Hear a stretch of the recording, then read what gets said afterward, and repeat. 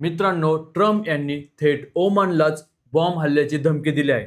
तर दुसरीकडे भारतीय बाजारात बीएसईच्या स्टॉकमध्ये मोठी घसरण आणि सेबीकडून मोठे रिफॉर्म्स आलेले आहेत. मित्रांनो, मी किरण कदम आणि तुमचं स्वागत आहे आजच्या पॉइंटेड चर्चामध्ये. आणि अशाच इम्पॉर्टंट न्यूज आज आपण डिस्कस करणार आहोत. तर व्हिडिओ शेवटपर्यंत नक्की बघा.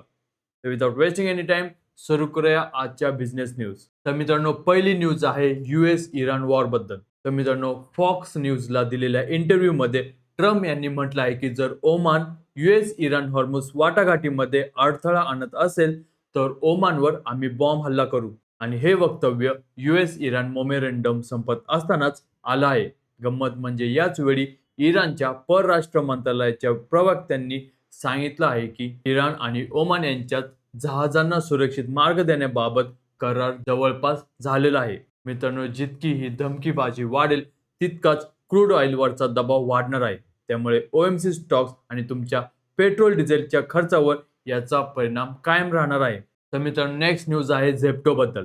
क्विक कॉमर्स कंपनी झेप्टोने आपला IPO पुन्हा पुढे ढकललेला असून इन्व्हेस्टर आणि मोतीलाल ओसवालचे फाउंडर रामदेव अग्रवाल यांनी हे पाऊल प्रीमॅच्युअर म्हणजेच वेळेआधी उचललं गेलं असल्याचं म्हटलं आहे. अँकर इन्व्हेस्टर्सनी 17 ते 18 रुपये पर शेअर या दराने बोली लावली असून त्यातून कंपनीची व्हॅल्युएशन फक्त $2.3 अब्ज इतकी येते.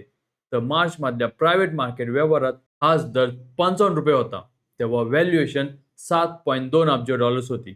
म्हणजे तब्बल 68% तफावत आता आलेली आहे.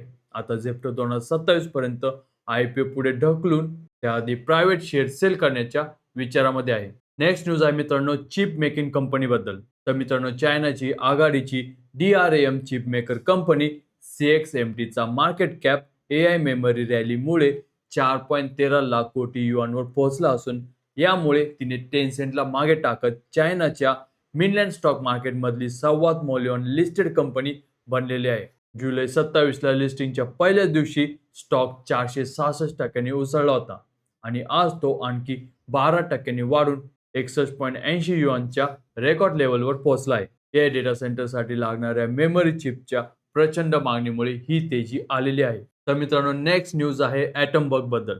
तर मित्रांनो, ॲटमबगचा एकूण IPO साईज हा 2000 कोटी रुपयांचा अधिक असण्याची अपेक्षा आहे, ज्यामध्ये फ्रेश इश्यू आणि ऑफर फॉर सेल दोन्हींचा समावेश असेल. आणि पोस्ट इश्यू व्हॅल्युएशन जवळपास 20,000 कोटी रुपये असण्याचा अंदाज आहे. यासोबत कंपनी 40 कोटी रुपयाचं सेकंडरी कॅपिटल फोर्ज कॅपिटलच्या नेतृत्वाखाली उभारण्याच्या बोलणीत आहे. तर तिची इंजिनिअरिंग आर्म स्वतंत्रपणे जनरल कॅटलिस्ट कडून 150 ते 200 कोटी रुपये उभारत आहे. नेक्स्ट इंटरेस्टिंग न्यूज आहे मित्रांनो आयफोन बद्दल. तर रोहतक कन्झ्युमर कमिशनने ॲपल इंडियाला एका ग्राहकाला 45,500 रुपये परत करण्याचे आदेश दिले आहेत, ज्यांनी जानेवारी 24 मध्ये 64,999 रुपयांना iPhone 15 खरेदी केला होता आणि त्यामध्ये ओव्हरहीटिंग, ब्लूटूथ बिघाड आणि कॉल ड्रॉपच्या समस्या येत होत्या.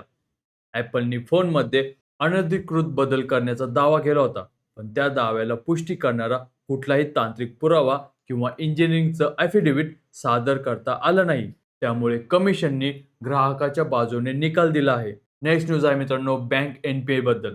तर PSB कॉन्फरन्स 2026च्या उद्घाटन सत्रात फायनान्स मिनिस्टर निर्मला सीतारामन यांनी सांगितलं की भारतीय बँकिंग सेक्टरमधले नॉन परफॉर्मिंग असेट म्हणजेच NPA आतापर्यंतच्या सर्वात कमी पातळीवर पोहोचले आहेत.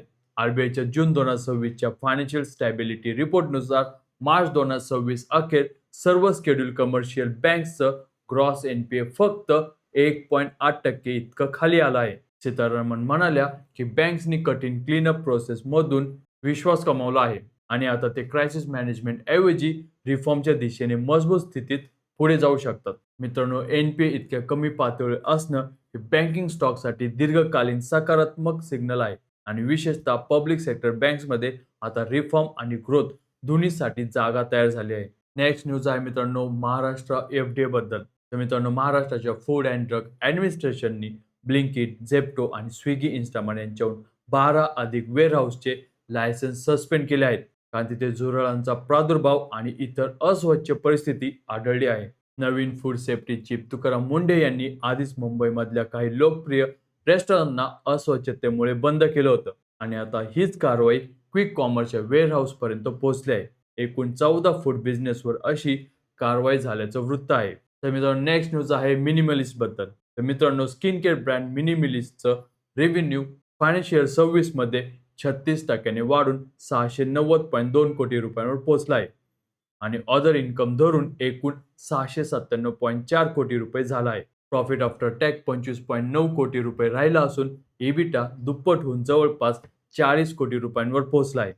एचयूएलनी जानेवारी 2025 मध्ये 2,955 कोटी रुपयांना मिनिमलिस्टमधला 90.5% हिस्सा विकत घेतला होता आणि हे एचयूएलच्या मालकीखालचं मिनिमलिस्टचं पहिलं पूर्ण आर्थिक वर्ष आहे. तर मित्रांनो नेक्स्ट न्यूज आहे एल&टी बद्दल. तर लार्सन अँड टर्बोच्या एल&टी एनर्जी हायड्रोकार्बन ऑफशोअरच्या बिझनेस युनिटला मिडल ईस्टमधून एका मोठ्या क्लायंटकडून ऑफशोअर फॅसिलिटीच्या विकासासाठी 15,000 कोटी रुपयांच्याहून अधिक असा अल्ट्रा मेगा प्रोजेक्ट भेटलेला आहे. या ऑर्डरमध्ये इंजिनिअरिंग, प्रोक्युरमेंट, कन्स्ट्रक्शन, इन्स्टॉलेशन आणि कमिशनिंग या सर्व टप्प्यांचा समावेश आहे. कंपनीने क्लायंटचं नाव अधिकृतपणे जाहीर केले नाही आणि या न्यूजचा स्टॉकवर सकारात्मक परिणाम दिसून येऊ शकतो. नेक्स्ट न्यूज आहे मित्रांनो रॅम प्राइसेस बद्दल. तर मित्रांनो जागतिक पातळीवर डीआरएमच्या किमती 2026च्या पहिल्या तिमाहीत तब्बल 95% वाढल्या असून दुसऱ्या तिमाहीमध्ये त्या आणखी 63% वाढण्याची शक्यता आहे. कारण एआय डेटा सेंटर जगभरातल्या चिप सप्लाय मोठ्या प्रमाणात शोषून घेत आहेत. एक उदाहरण द्यायचं झालं तर मध्य 2025 मध्ये $55 ते $70 मिळणारं DDR4 32GB मेमरी किट आता $250 ते $350 मिळत आहे. एचपीने मान्य केलं आहे की आता रॅम हा त्यांच्या पीसीच्या एकूण कॉस्टच्या 35% इतका मोठा भाग झाला आहे. तो आधी फक्त 15 ते 18% होता. तर मायक्रॉन यांनी याला गेल्या 40 वर्षातली सर्वात मोठी मेमरी शॉर्टेज म्हटलं आहे. तर मित्रांनो नेक्स्ट न्यूज आहे म्युच्युअल फंड मधून. मित्रांनो सध्याच्या रिपोर्टनुसार इन्व्हेस्टर हे आयटी आणि सेमीकंडक्टर सेक्टरमध्ये जास्त इंटरेस्ट घेत आहे. त्यामुळे या सेक्टरमध्ये नवीन पैसा येत आहे. तसेच म्युच्युअल फंडने जुलै महिन्यामध्ये 6.7% आयटी स्टॉक्समध्ये अलोकेशन्स केले आहेत. यामध्ये पराग पारेख आणि क्वांट सारख्या बिग फंड्सने सर्वात जास्त इंटरेस्ट घेतला आहे. तर मित्रांनो नेक्स्ट न्यूज आहे बीएससीच्या स्टॉक बद्दल. तर मित्रांनो जेफ्रीज या ग्लोबल ब्रोकरेजने बीएससीच्या स्टॉकला होल्डवरून थेट अंडर परफॉर्म पर्यंत डाऊनग्रेड केला असून टार्गेट प्राइस 3,520 रुपयांवरून 2,940 रुपयांपर्यंत कमी केली आहे. त्यामुळे स्टॉक काही दिवसांमध्येच 5% कोसळला आहे. जेफ्रीजचं मुख्य कारण आहे की डेरिव्हेटिव्ह सेगमेंटमधल्या ट्रेडिंग व्हॉल्यूम बद्दलची चिंता, कारण सिक्युरिटी ट्रान्झॅक्शन टॅक्स मधली वाढ, आरबीआयच्या बँक गॅरंटी नॉर्म्स आणि नवीन क्लोजिंग ॲक्शन सेशन यामुळे डोमेस्टिक ट्रेडर्सचं ट्रेडिंग कमी होऊ शकतं, जे बीएससीच्या एकूण टर्नओव्हरच्या जवळपास 50% आहे. ऑगस्ट आतापर्यंत बीएससीच्या ऑप्शन ट्रेडिंग व्हॉल्यूममध्ये जुलैच्या तुलनेत 12% घट झाली आहे.